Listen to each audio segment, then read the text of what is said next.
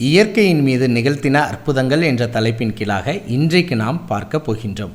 ஆண்டவராகிய இயேசு கிறிஸ்து இந்த உலகத்தில் வாழ்ந்தபோது இயற்கையின் மீதே சில அற்புதங்களை செய்திருப்பதை பார்க்க முடிகின்றது. அதிலே 3 முக்கியமான காரியங்களை நான் பட்டியலிட்டு கூற விரும்புகின்றேன். முதலாவது, ஒருமுறை இயேசுவின் சீஷர்கள் கடலிலே பிரயாணித்து சென்று கொண்டிருக்கும் போது கடல் அலை கொந்தளித்து கொண்டிருந்தது. அந்த நேரத்தில் இயேசு அவர்களுடன் இல்லாமல் இருந்தார். சற்று நேரத்திற்கு பிற்பாடு இயேசு கடலின் மேல் நடந்து வந்ததை பார்க்க முடிகின்றது. பிற்பாடு அலையையும் அவர் அமர்த்துவதையும் பார்க்கலாம். இவ்விதமாக இயற்கையின் மீது அதிகாரம் கொண்டவராக ஆண்டவராகிய இயேசு கிறிஸ்து இருந்தார் என்பதை நாம் புரிந்து கொள்ளலாம். இரண்டாவது அற்புதமாக, ஒருமுறை ஆண்டவராகிய இயேசு கிறிஸ்துவும் அவருடைய சீஷர்களும் படவில் சென்று கொண்டிருக்கும் போது காற்று பலமாய் வீசி கடல் இரைச்சலாய் இருந்து கொந்தளித்ததை பார்க்க முடிந்தது. அப்பொழுது ஆண்டவராகிய இயேசு கிறிஸ்து அயர்ந்த நித்திரையில் இருந்தார்.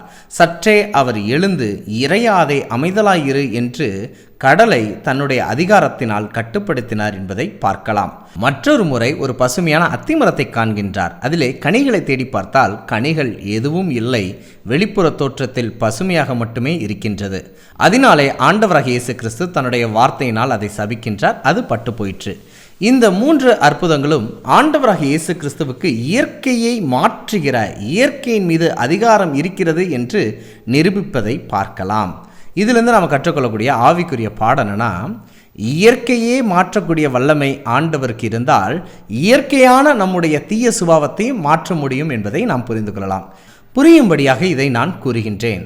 சங்கீதக்காரன் நம்முடைய இயற்கை சுபாவத்தை பற்றி இவ்விதமாக எழுதுகிறார்: நான் துர்க்குணத்தில் உருவானேன் என்று சொல்லுகிறார். நமக்கு இயற்கையாகவே தீமை செய்யக்கூடிய தீய பண்புகள் நிறைந்த குணங்கள் தான் வெளிப்படக்கூடிய தன்மையோடு நாம் இருக்கின்றோம்.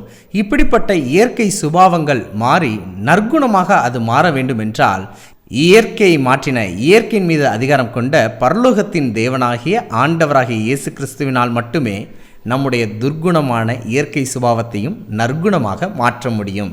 நீங்கள் விசுவாசியுங்கள், அந்த அற்புதத்தை உங்கள் இதயத்திலும் அவர் செய்வார். பகிர்வோம் இயேசுவை. என்றும் அன்புடன், பைபிள் ஸ்கூல்.